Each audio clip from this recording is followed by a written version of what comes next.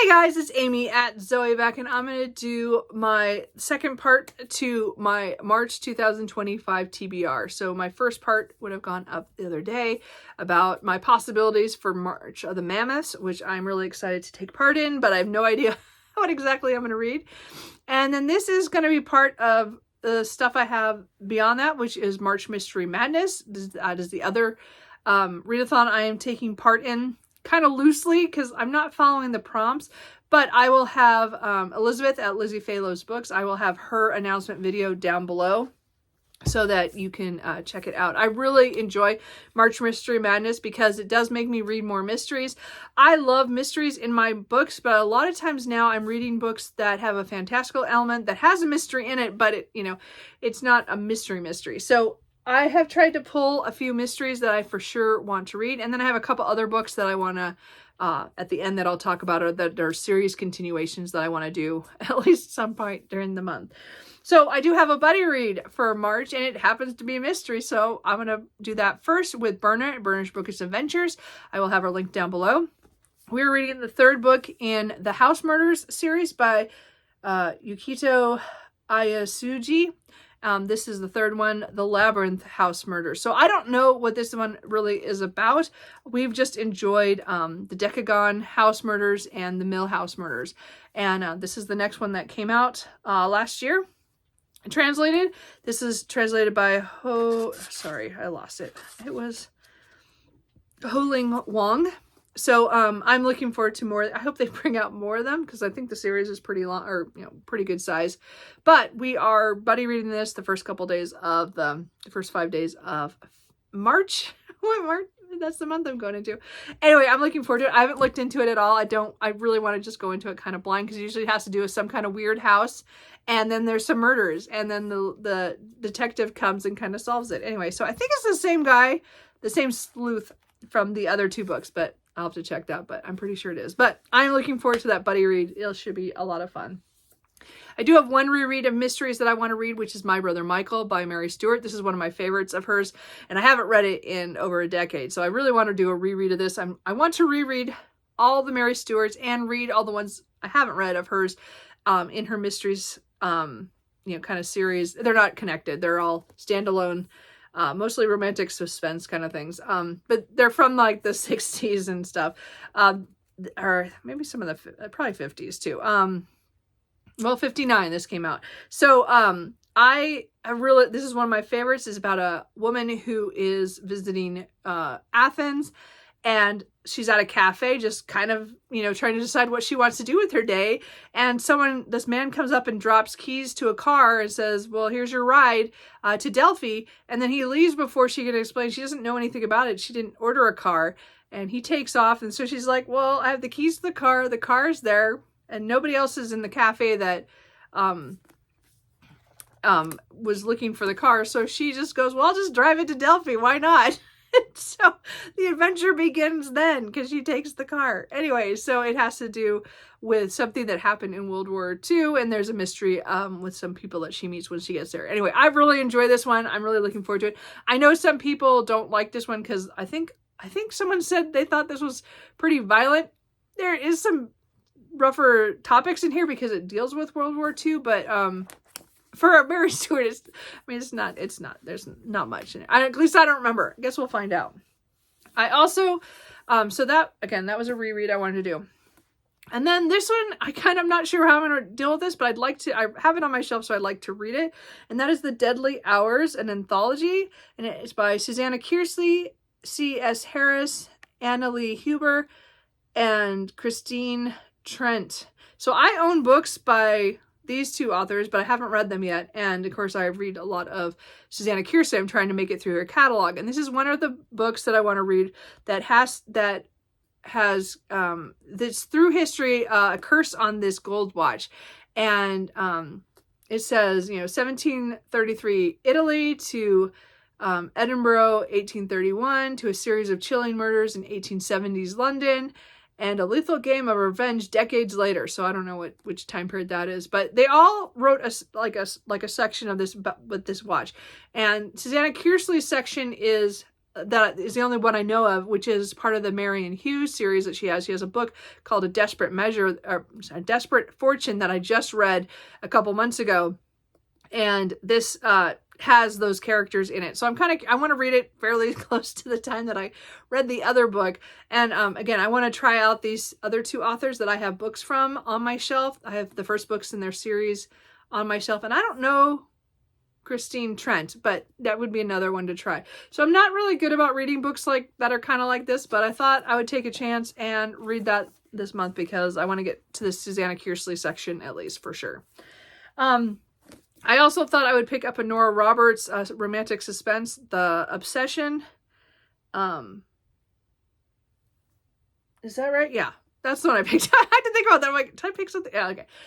Anyway, so this one is from a little bit ago, and I know that it has to do with a woman who finds out when she's a kid, she finds out her father is I think a serial killer or something, and so he is put into jail. And then years later, I don't know, remember, she's changed her name or she's made it where it was hard to find her, but somebody is, I think, either stalking her or they're like copycatting what her father did, and her father's still in prison, I think, something like that. Anyway, it's one of the romantic suspense I have not read from Nora Roberts. I want to get through some of the ones I own on my shelf, and I hear this one's really good, so I thought I'd put that on. Maybe I'll get to that one. And then I have a couple series that I want to continue that are also mystery related. So the first one is I would like to continue my reread of Elizabeth Peters' Amelia Peabody series, because I would like to get through the series. I don't remember how far I got into the series, quite a ways, and then I got caught up at one point, and then I never went back. So I don't remember half the book. So I did do a reread of Crocodile on the Sandbank like last year or the year before. It was the year before. Anyway, but I wanted to continue on. So I want to at least try to reread The Curse of the Pharaohs, which is book 2, and try to read at least one of these. So maybe this year I can add in rereads of Elizabeth Peters to try to get through the Emil Peabody series, which again is historical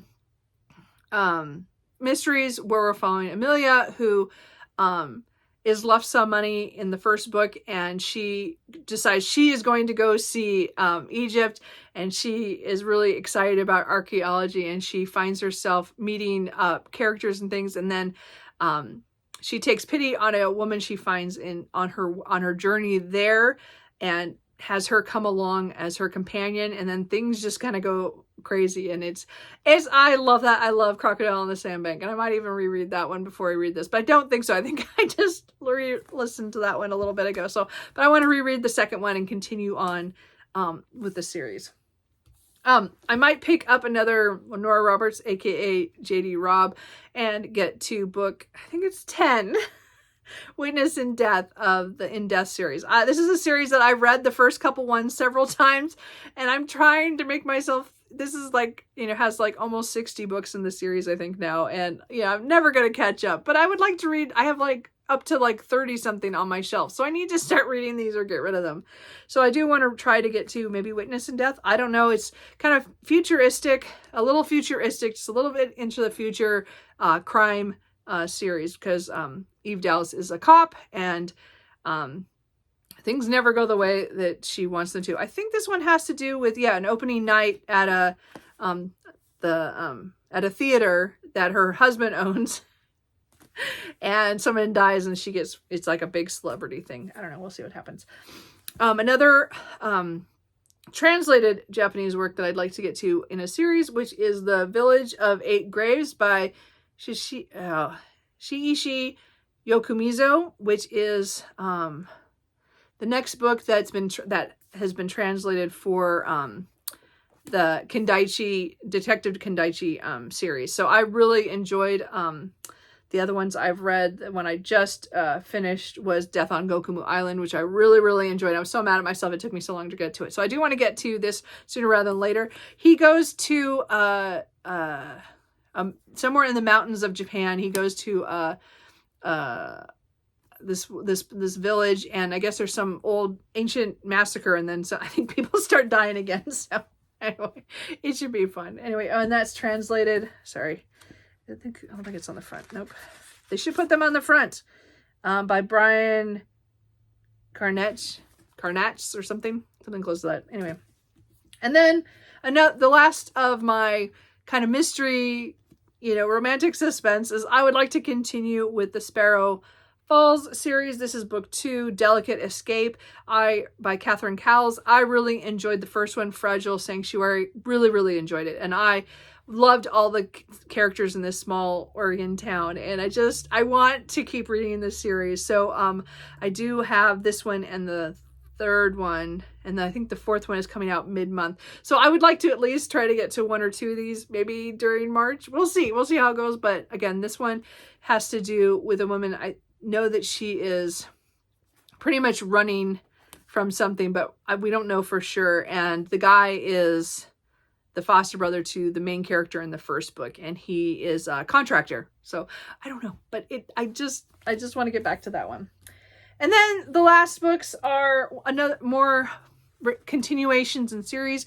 These are some of the series that I am trying to get through this year or making really good progress in. I actually probably forgot one, but that's fine. We'll just go with the ones I have here. Another reread will be Maelstrom by Taylor Anderson, which is the third book in the Destroyer Man series. Again, I've read the first couple books several times, but I need to get to book 5 to get farther. So I need to reread this book as well. I am hoping to finish up Crusade before the end of the month, so that this one I'll do this probably near the end of March as well. I really enjoy this series' alternate history, where men from World War II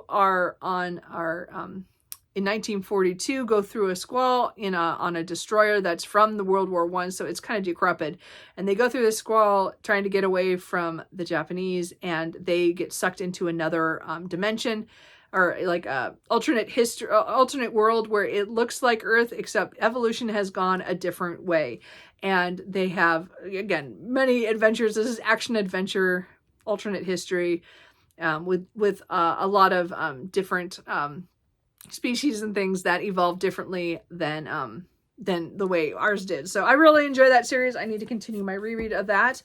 I will continue on with the Shifters Unbound series with book number 10. I think it's 10, by Jennifer Ashley. This is Red Wolf. I don't know exactly where this takes place. I'm not sure. They have, there's several different, this one's the one with the shifters that are 20 years before it came out, and they were put into shifter towns, and so they're kind of regulated, and the world is starting to expand because things that happened in the past with the shifters and the way they came to be is now there are entities that are trying to make it even worse for them, even though more than what they are right now. So it's definitely a paranormal romance series. I don't know the couple in this, so we'll see how it goes, but it looks like there's at least a wolf and I think a leopard shifter.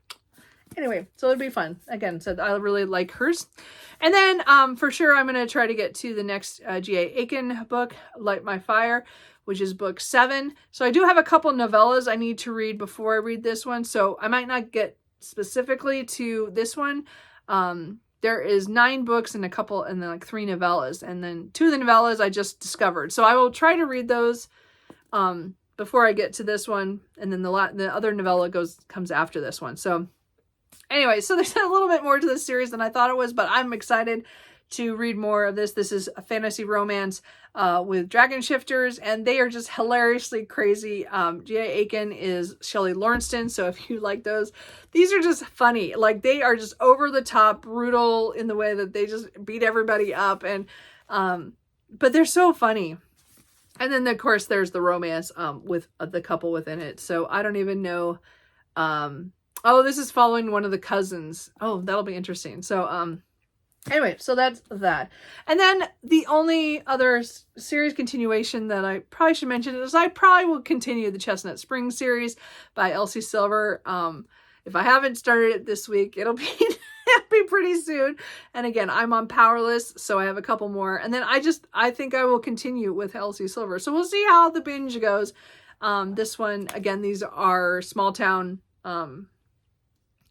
romances pretty much. Although this one is a little different because it has to do with the hockey player, and I think is she a ballerina? I don't remember what the girl is. Anyway, point is that I'm looking forward to the next book of this to continue, and we'll see how that goes. So those are a lot of the books that I'd like to get to. That doesn't mean that's what I'm going to get to, but they're the ones on my radar that I think I will try, along with the March of the Mammoths. So we'll see how much I actually accomplish this next month. Again, I have been reading a lot, but that doesn't mean that'll continue. And again, a lot of these I want to get to, but it'll just depend. I'm a mood reader, so it'll just be all over. These are just guesses of what I will actually read. So anyway, let me know what you're reading in March. Are you participating in March Mystery Madness or March of the Mammoths? Are you doing any of those? I know there are like dozens of other readathons going on, but these are the two I always participate in.